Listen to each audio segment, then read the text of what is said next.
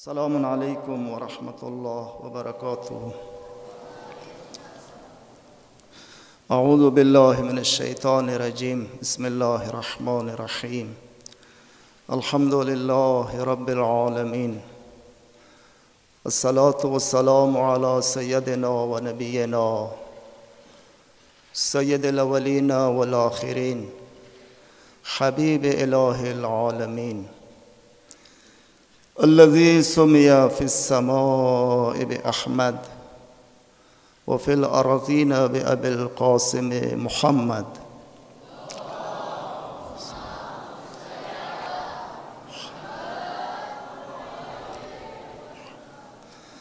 وآله الطيبين الطاهرين المعصومين، ولعنة الله على أعدائهم أجمعين۔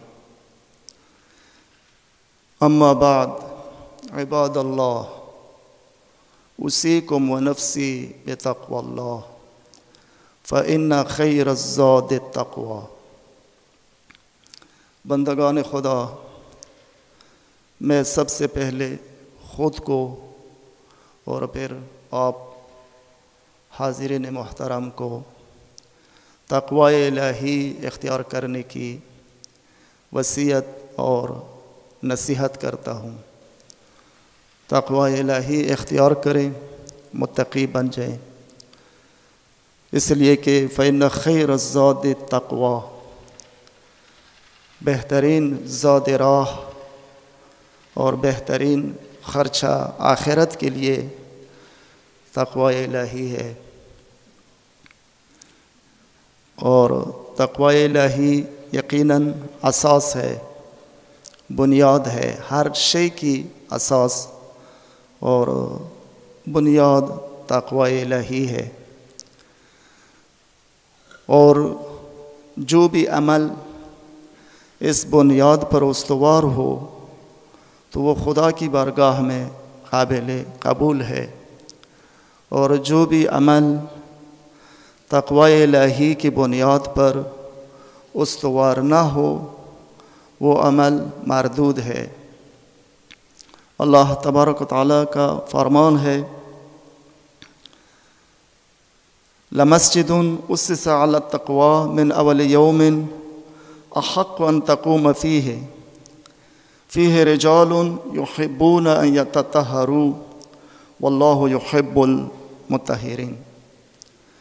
لَمَسْجِدٌ أُسِّسَ عَلَى التَّقْوَى، وہ مسجد کہ جس کی بنیاد پہلے دن سے ہی تقوی پر رکھی گئی ہے۔ لَمَسْجِدٌ أُسِّسَ بُنْيَانُهُ عَلَى التَّقْوَى مِنْ أَوَّلِ يَوْمٍ، جس کی بنیاد پہلے دن سے ہی تقوی پر رکھی گئی ہو، أَحَقُّ أَن تَقُومَ فِيهِ، تو وہ مسجد اس کی لائق ہے، سزاوار ہے کہ اے رسول آپ اس میں قیام کریں، اس مسجد میں جائیں، اس میں آپ ٹھہریں، کہ جس کی بنیاد تقوی پر رکھی گئی ہو۔ اور وہ مسجد کی جس کی بنیاد تقوی پر رکھی گئی ہو، اس کی نشانی کیا ہے؟ اس کی علامت یہ ہے کہ فیہ رجال یحبون ان یتطہروا، اس مسجد میں ایسے مرد ہوتے ہیں جو پاکیزگی اور طہارت کو بہت پسند کرتے ہیں۔ یعنی اس مسجد کے بانی اور اس مسجد کے بنانے والے اور اس میں قیام کرنے والے اور اس مسجد میں آنے والے ایسے لوگ ہوتے ہیں، مرد ہوتے ہیں جو طہارت کو، پاکیزگی کو بہت پسند کرتے ہیں۔ تو یقیناً طہارت ظاہری بھی مراد ہے کہ مسجد میں وہ لوگ طاہر و پاکیزہ ہیں، آلودگی سے، نجاست سے، ہر پلیدگی سے۔ اور طہارت باطنی بھی مراد ہے، اور خبائث نفس، رذائل، حسد، ان جیسے بیماریوں سے بھی پاک و پاکیزہ لوگ اس میں قیام کرتے ہیں۔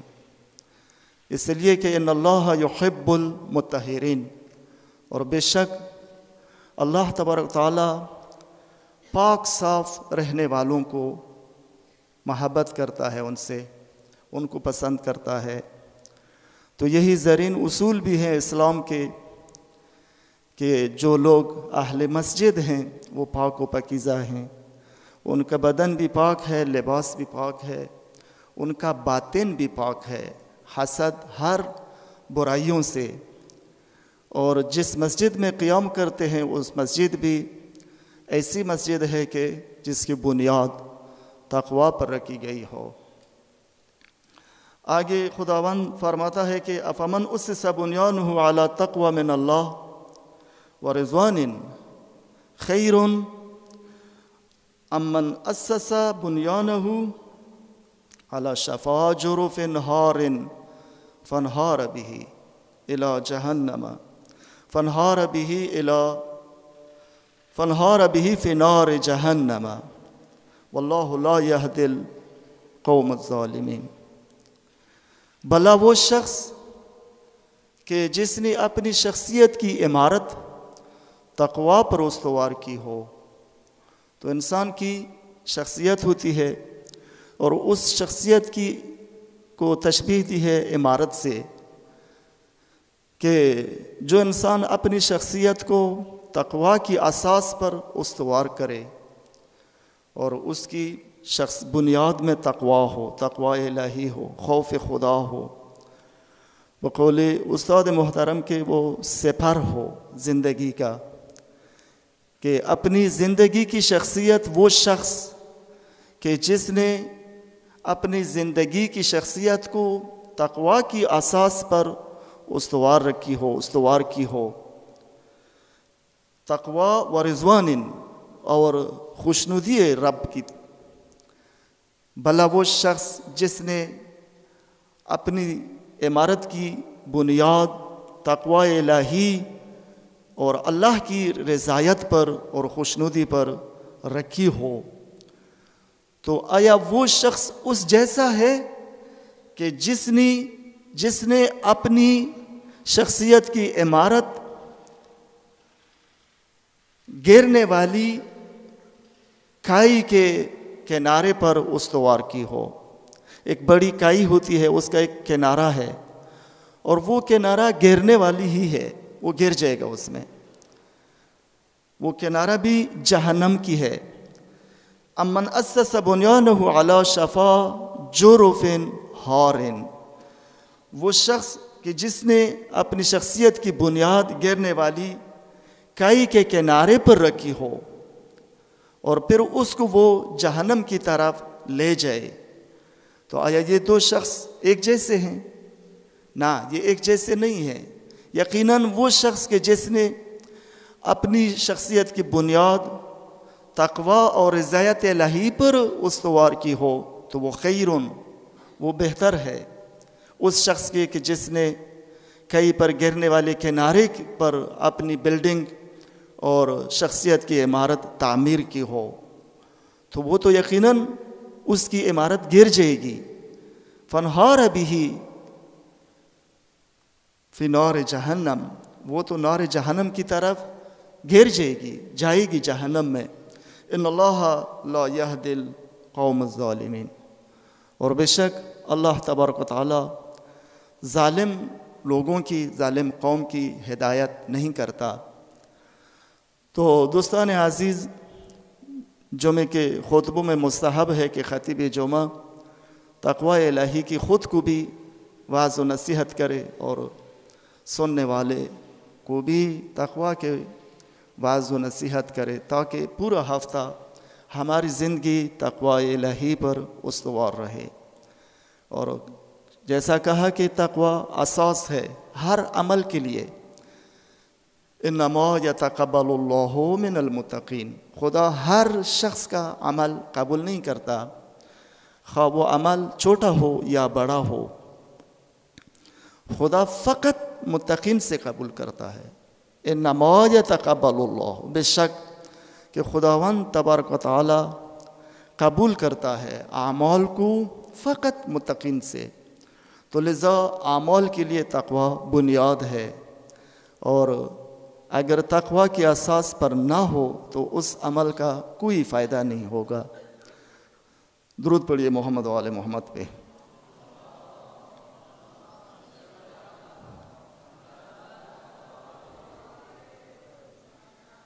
اس مقدمے کے بعد مختصراً میں عرض کرتا ہوں کہ استاد محترم حافظہ اللہ، اللہ تبارک و تعالیٰ ان کی حفاظت فرمائے۔ ان کی طبیعت تھوڑی سی ناساز ہے، تو ان کے نورانی بیانات سے ہم محروم ہو گئے، لذا حسب حکم میں آپ کی خدمت میں حاضر ہوا ہوں کہ کچھ عرائض آپ کی خدمت میں پیش کروں۔ تو طلاب عزیز سے بھی التماس ہے اور مومنین سے بھی کہ ان کی صحت یابی کے لیے دعا کریں۔ البتہ الحمدللہ ایسی کوئی پریشانی کی بات بھی نہیں ہے، ان کی صحت روب بہبود ہے، بہتری آ رہی ہے، کافی بہتر ہے، مشکل الحمدللہ زیادہ نہیں ہے، لیکن پھر بھی دعا کریں، ہمیشہ دعا کریں، اور ان کی صحت یابی کے لیے اور ان کے درازی طول عمر کے لیے اللہ تبارک و تعالیٰ ان کو جلد صحت کاملہ عطا فرمائے، اور اللہ تبارک و تعالیٰ ان کا سایہ ہماری امت پر، قوم پر قائم و دائم رکھے۔ تو دوستان عزیز، ماہ ربیع الاول کے آخری ایام ہیں۔ ماہ ربیع الاول سرور کائنات رسول خدا صلی اللہ علیہ وآلہ سے منسوب ہے، تو یہی چند جملے میں پھر بھی اسی مہینے کی برکتوں کے بارے میں عرض کروں کہ اگرچہ اس مہینے کے آخری ایام ہے، گزر رہا ہے یہ مہینہ، لیکن بہت برکت والا مہینہ ہے، اور سرور کائنات رسول خدا صلی اللہ علیہ وسلم کا وجود مبارک خود بھی بہت بڑی برکتوں کا مالک ہے۔ خود ہی سرور کائنات کا وجود مبارک رحمت ہے، کہ قرآن آیات بھی اس پر گواہ ہے، اور آن کا آپ حضرت کا وجود مبارک بہت بڑی نعمت بھی ہے۔ خود وجود رحمت ہے، رحمت للعالمین، اور نعمت بھی ہے، اور ایسی بڑی نعمت ہے کہ اس نعمت پر اللہ تبارک و تعالیٰ نے احسان اور منت کے ساتھ ذکر کیا ہے۔ حالانکہ خدا نے سب نعمتیں عطا کی ہیں، بڑی بڑی نعمتیں، کسی بھی نعمت پر نہیں فرمایا کہ اے لوگو دیکھو میں نے کتنا تم پر احسان کیا کہ یہ بڑی نعمت میں نے تجھے عطا کی۔ لیکن جب سرور کائنات کی نبوت کی بات آتی ہے تو خداوند فرماتا ہے کہ وَلَقَدْ مَنَّ اللَّهُ عَلَى الْمُؤْمِنِينَ اِذْ بَعَثَ فِيهِمْ رَسُولًا، خدا نے مومنین پر احسان کیا، بہت بڑا احسان کیا، کہ اِذْ بَعَثَ فِيهِمْ رَسُولًا، کہ ان میں ایک رسول بھیجا۔ تو یہ رسول آنا بہت بڑی نعمت ہے، ایسی بڑی نعمت کہ جس پر خداوند نے منت و احسان کا ذکر کیا، وَلَقَدْ مَنَّ اللَّهُ عَلَى الْمُؤْمِنِينَ يَتْلُو عَلَيْهِمْ آيَاتِهِ وَيُزَكِّيهِمْ، ایسا رسول کہ جو ان پر خدا کی آیتیں تلاوت کرتا ہے، وَيُزَكِّيهِمْ، اور ان کا تزکیہ کرتا ہے، وَيُعَلِّمُهُمُ الْكِتَابَ وَالْحِكْمَةَ، اور ان کو کتاب و حکمت کی تعلیم بھی دیتا ہے۔ تو ایسے رسول کی آمد بہت بڑی نعمت ہے کہ جس پر خدا نے منّا کا ذکر کیا ہے، اور یہ نبوت امامت سب سے بڑی نعمت ہے۔ پھر اس نبوت کا ختم کرنا، ختم نبوت، چونکہ آن حضرت صلی اللہ علیہ وسلم پر نبوت کا سلسلہ ختم ہوا، خاتم النبیین ہیں یا خاتم النبیین ہیں، آپ کے بعد کوئی بھی نبی نہیں آئے گا، تو سلسلہ نبوت کا اختتام پذیر ہونا یہ بھی ایک نعمت ہے اپنی جگہ پر۔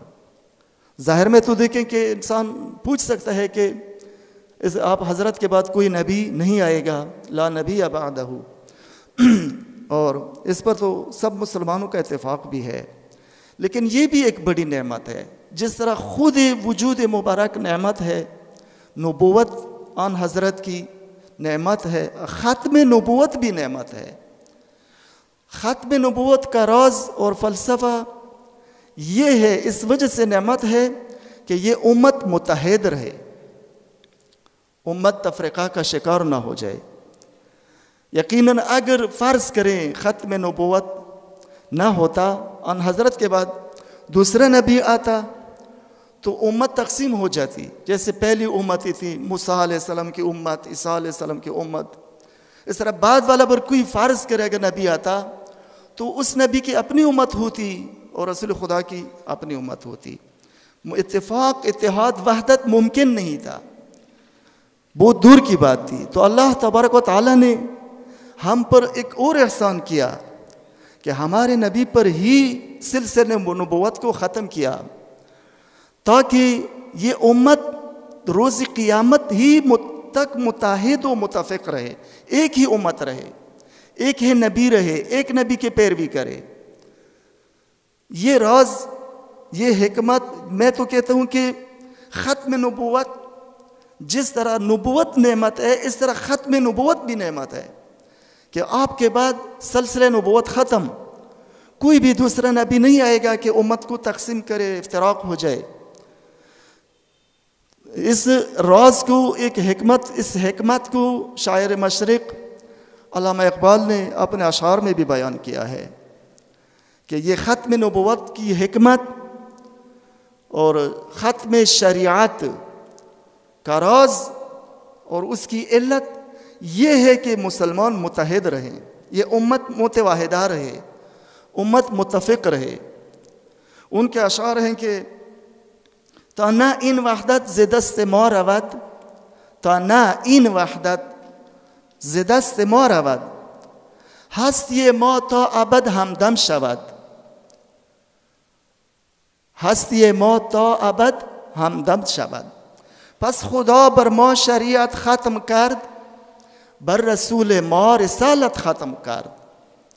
واقعاً بہت پر معنی اشعار ہیں وحدت کے سلسلے میں۔ تو نہ ان وحدت سے دست ما رود، تاکہ یہ نہ ہو کہ یہ ہمارے ہاتھ سے یہ وحدت اور یہ اتحاد چلا جائے، اس وجہ سے کہ ہمارے ہاتھ سے اتحاد نہ چلا جائے، ہم متحد رہیں مسلمان۔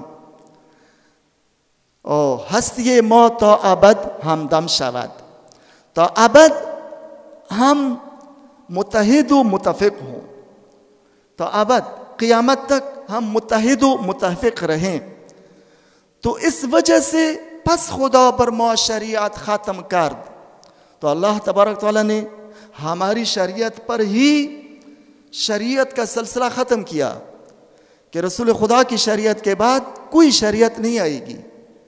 پس خدا بر ما شریعت ختم کرد، بر رسول ما رسالت ختم کرد۔ اس وجہ سے تو ہمارے رسول پر ہی رسالت کا سلسلہ بھی ختم کیا، نبوت کا سلسلہ ختم کیا۔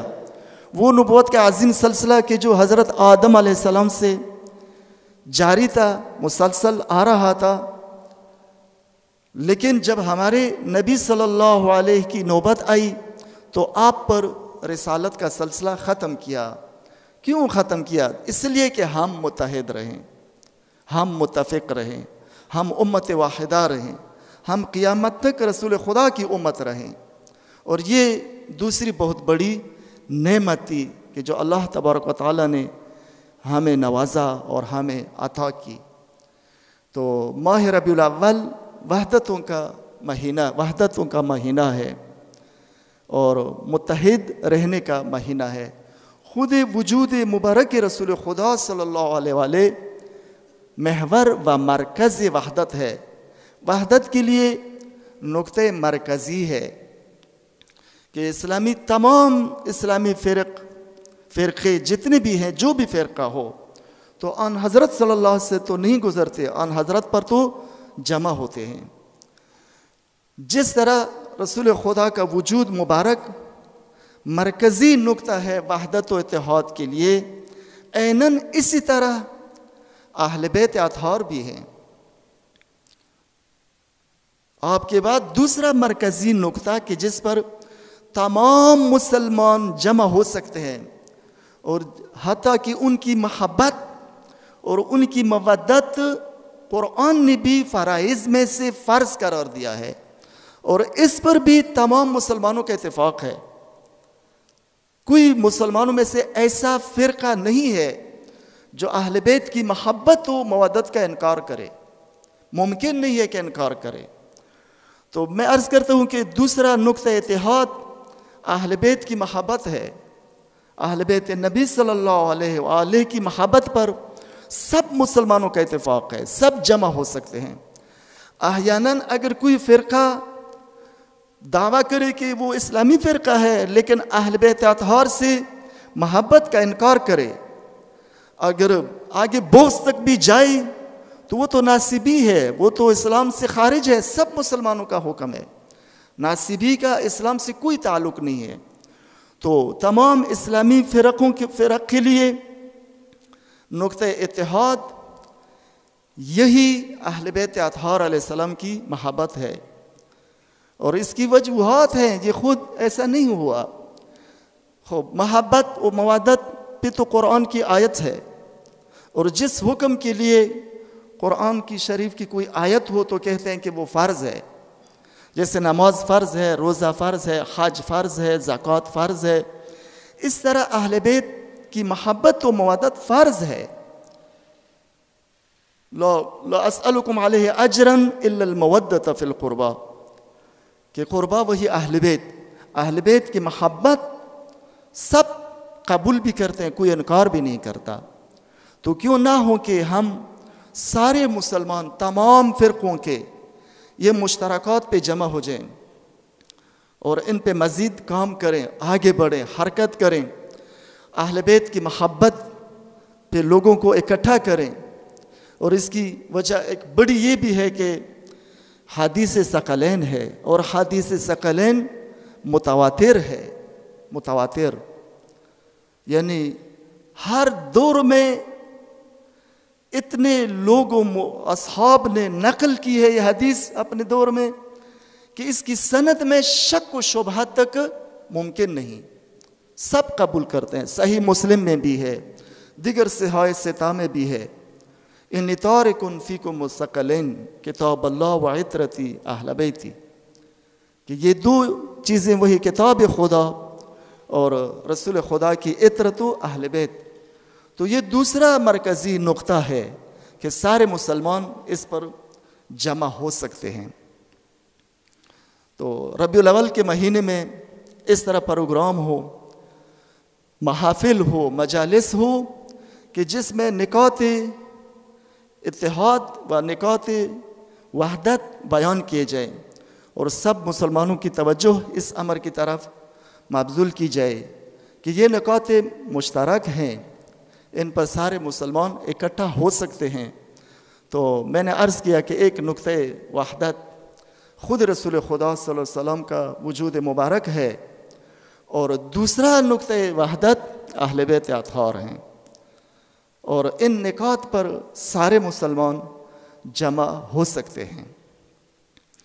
پہلا خطبہ یہاں تک کافی ہے۔ اللہ تبارک و تعالی ہم سب پر اپنی رحمتیں برکتیں نازل فرمائے۔ اعوذ باللہ من الشیطان الرجیم، بسم اللہ الرحمن الرحیم، انا اعطیناک الکوثر فصل لربک وانحر ان شانئک هو الابتر، صدق اللہ العلی العظیم۔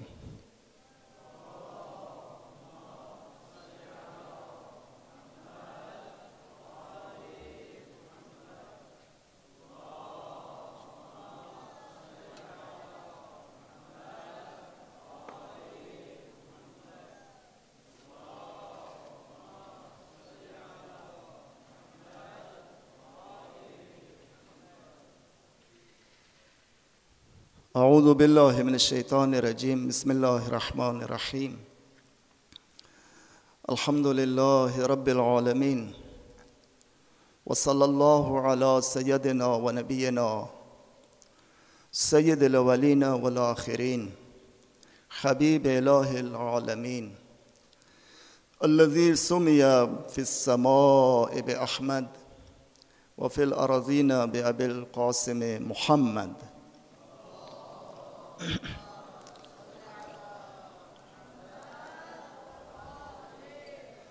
وآله الطيبين الطاهرين. الصلاة والسلام على علي أمير المؤمنين.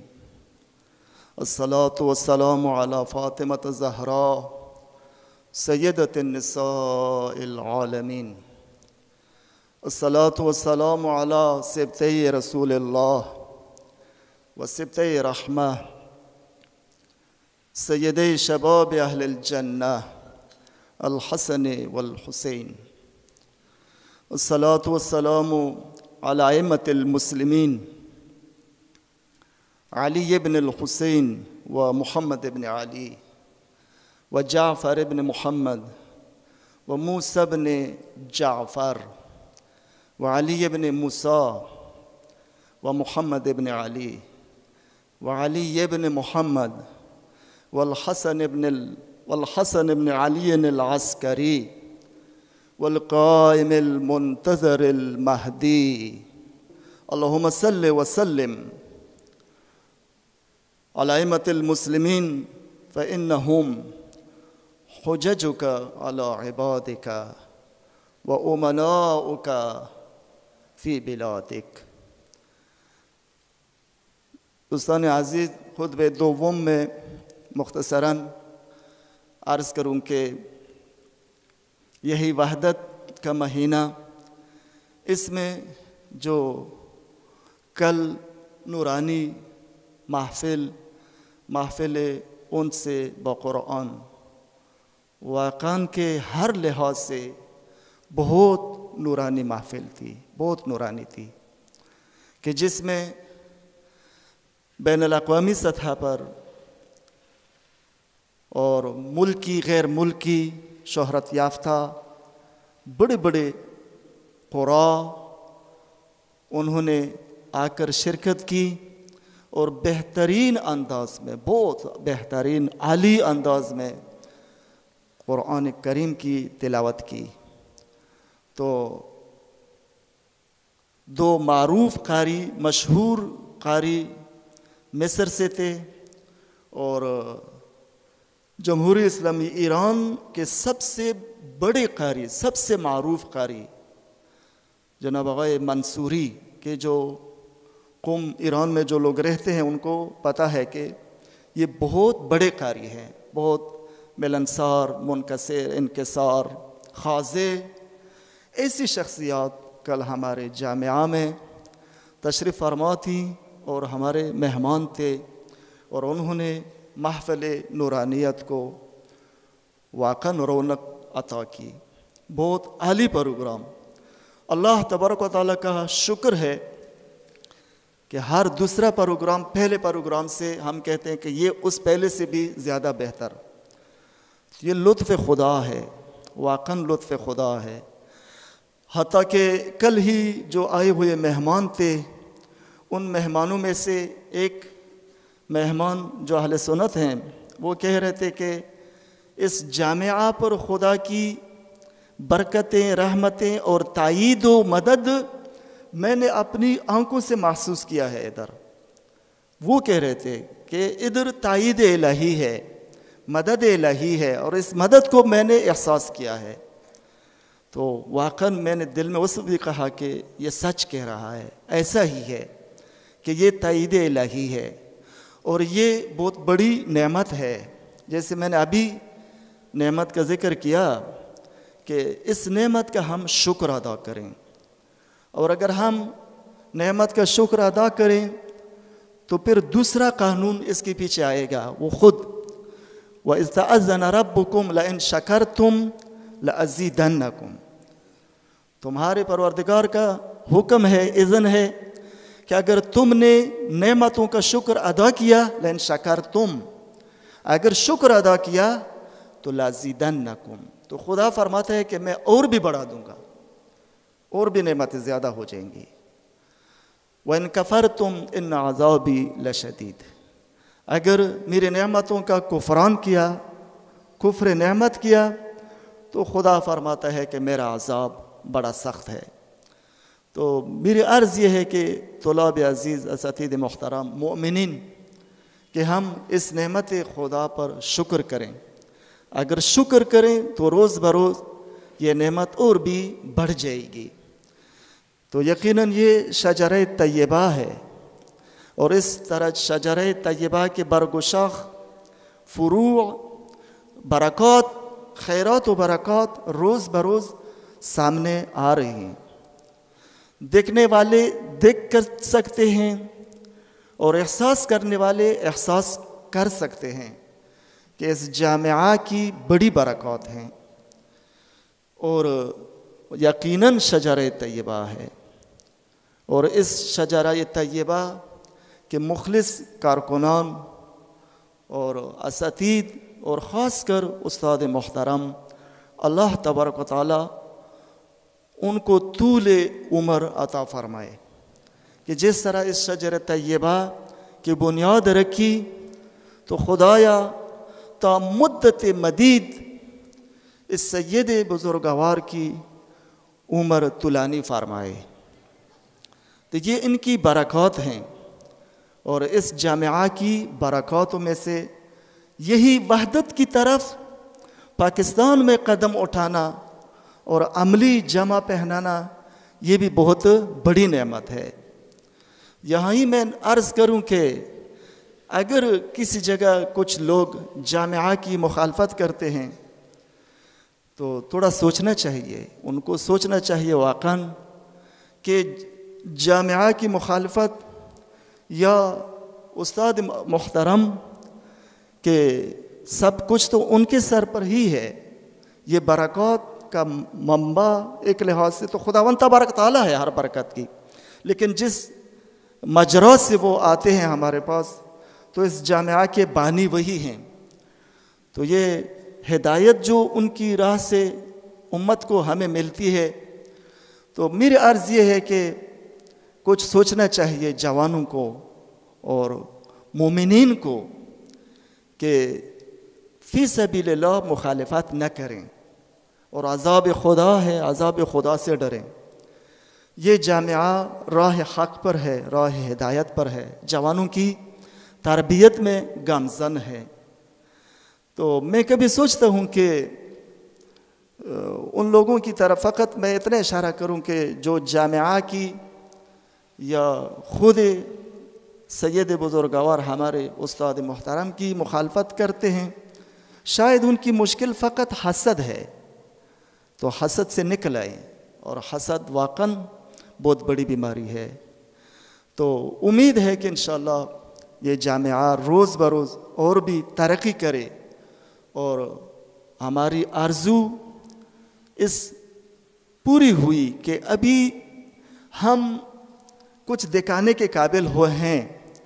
کل ہی جو مہمان آئے تھے مصر کے، اب ایران کے مہمان تو آتے رہتے ہیں، وہ تو سمجھیں کہ کس ہمارے اپنے ہی ہیں۔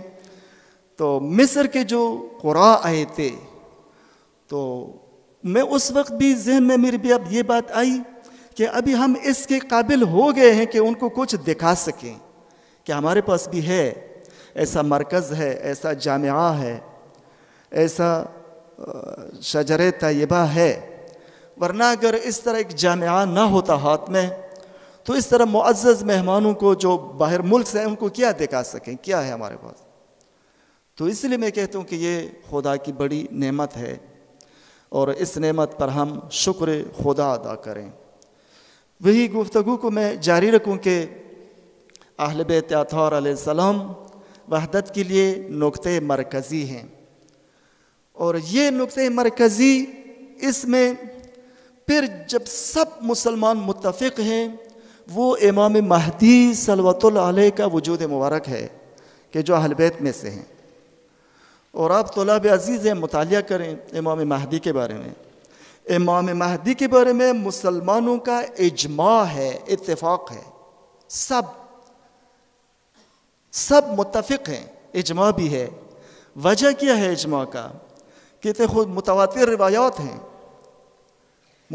روایات ہیں، سب قبول کرتے ہیں کہ اللہ تبارک و تعالی آخر الزمان میں اہل بیت اطہار علیہم السلام میں سے ایک شخص مبعوث کرے گا کہ جو دنیا کو ظلم و ستم سے پاک کر کے عدل و انصاف برپا کرے گا.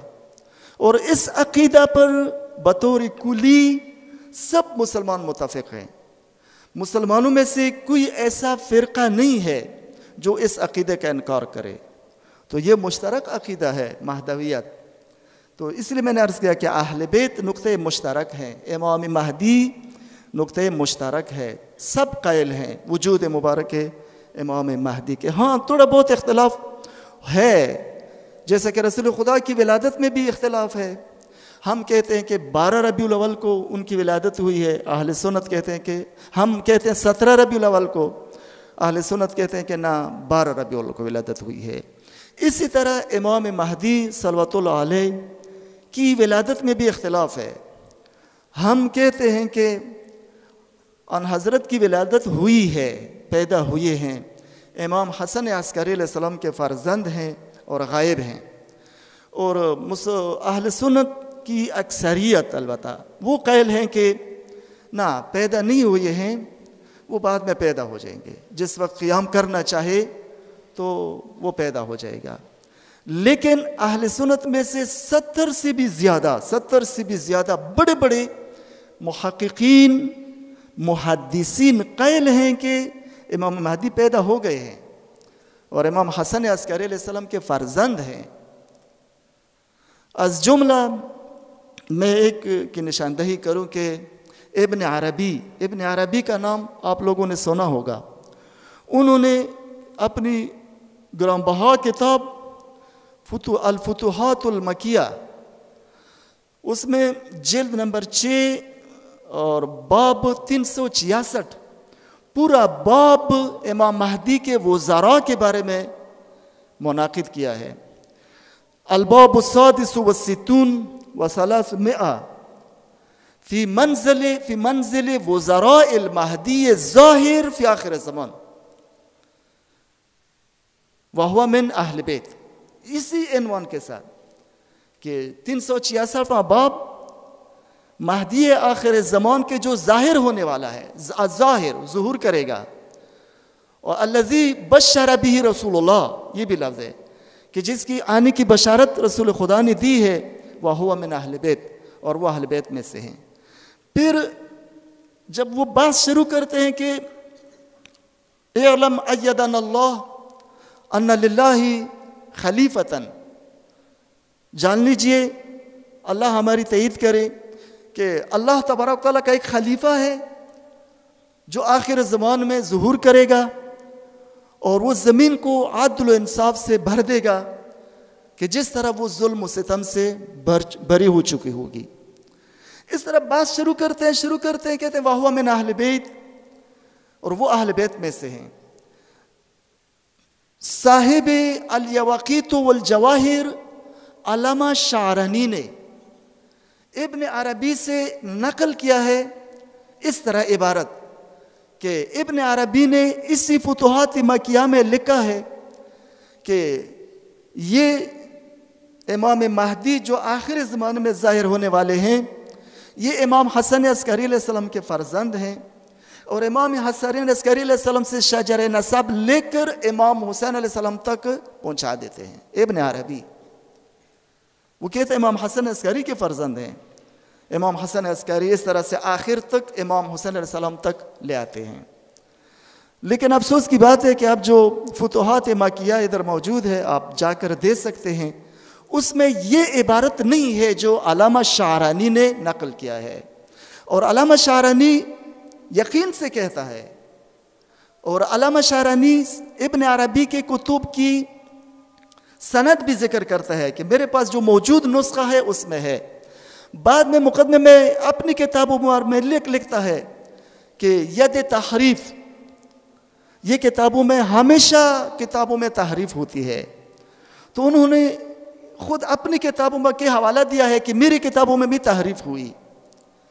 تو یہاں سے ہم کہہ سکتے ہیں کہ ابن عربی کی فتوحات مکیہ میں جو علامہ شعرانی یقین سے نقل کرتے ہیں کہ امام مہدی امام حسن عسکری علیہ السلام کے فرزند ہیں اور امام حسین علیہ السلام کی اولاد میں سے ہیں، لیکن موجودہ فتوحات مکیہ جلد نمبر 6 اٹھا لیں تو اس میں یہ عبارت نہیں ہے، تو یقیناً بعد والے نسخوں سے اس عبارت کو نکالا گیا ہے، تحریف کی گئی ہے کتاب میں، اور یہ بہت بڑا درد ہے کہ بعض اوقات ہوتا ہے اس طرح کہ سابقہ کتابوں میں بعد والی چھاپوں میں تحریف کی جاتی ہے، اور خود علامہ شہرانی کی بھی یہی دردنامہ ہے کہ لوگ یہ کام نہ کریں، جو اصل نسخہ ہے اسی کے مطابق کاش ہوتے۔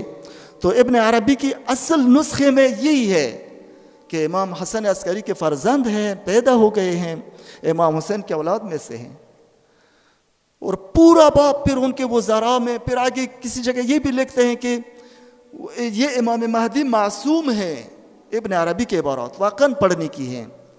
تو میری اس گفتگو سے عرض یہ تھی کہ یہ مشترک عقیدہ ہے امام مہدویت، تو ہم ان عقائد پر، ان نکات کلی پر سب مسلمان جمع ہو سکتے ہیں، اتفاق کر سکتے ہیں۔ اس طرح اور بھی بہت سارے علماء اہل سنت وہ قائل ہیں کہ امام حسن عسکری کے فرزند ہیں اور پیدا ہو گئے ہیں، وہ غائب ہیں۔ حتیٰ یہ علامہ شہرانی نے تو چند مورد ذکر کیے ہیں کہ میرے کچھ دوستوں نے ملاقات بھی کی ہے ان سے، کہتے ہیں ڈھونڈا ہے۔ خود علامہ شہرانی بھی عرفانی مسلک ہیں، عارف ہیں، اور ابن عربی تو عرفان کے بانی ہیں۔ ابن عربی کوئی زیادہ حدیث کی ذکر نہیں کرتا، وہ کہتا ہے میں نے کشف کیا ہے، میں نے مکاشفہ کیا ہے، میرے لیے ساری باتیں کشف ہو گئی ہے مقام کشف میں۔ تو میری عرض یہ تھی کہ ایسے بڑے بڑے عرفاء اہل سنت کے، یا یہ تو بالاتر بھی ہیں بہرکیف ابن عربی جیسے شخصیت، وہ خود اس جگہ کتاب میں لکھتے ہیں کہ میں کسی بھی فقہی مذہب کا میں پابند نہیں ہوں، مجھے خود کشف و شہود کے ذریعے احکام الہی معلوم ہوئے، میں جانتا ہوں کہ حکم خدا کیا ہے۔ تو بہرکیف اس کچھ مکاشفات میں سے یہ ایک مکاشفہ و شہود یہ بھی ہے کہ امام مہدی اہل بیت میں سے ہیں اور آخر زمان میں وہ قیام کرے گا، اور پورا باب پھر ان کے وزراء کے بارے میں کہ انہوں نے 8-9 وزیر لکھے ہیں، کہ یا 8 ہیں یا 9 یا 10، اور از جملہ ان وزیروں میں سے ایک وزیر عیسیٰ علیہ السلام ہے، تو میں مہدی کے وزراء میں سے عیسیٰ علیہ السلام وزیر ہوں گے آپ کے۔